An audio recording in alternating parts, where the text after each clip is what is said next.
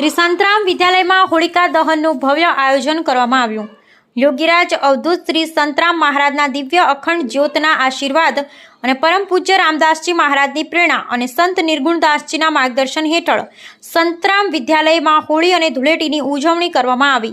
શાળાના સંચાલક સંત નિર્ગુણદાસ મહારાજ હોલિકા પૂજન કરી હોલિકા દહનની વિધિ આરંભ કરી હતી।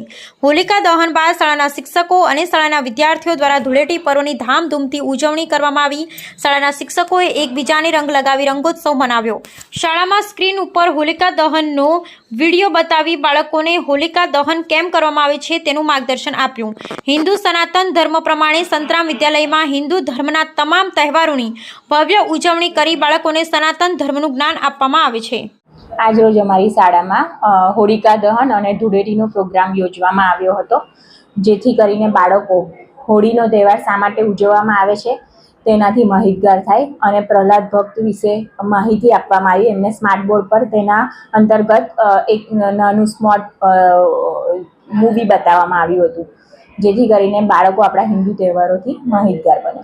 કયા ધોરણના બાળકોએ ભાગ લીધો, શું કહેશો? કેજી થી લઈને 9th સ્ટાન્ડર્ડ સુધીના બાળકોએ આમાં ભાગ લીધો હતો। જય મહારાજ।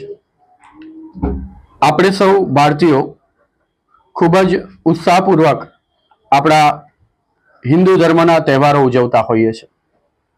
શ્રી સંતરામ મંદિરની શૈક્ષણિક સંસ્થા Shri Santram English medium school અને સંતરામ વિદ્યાલય ગુજરાતી માધ્યમમાં પણ દરેક તહેવારોને ખૂબ જ ઉત્સાહપૂર્વક ઉજવવામાં આવે છે।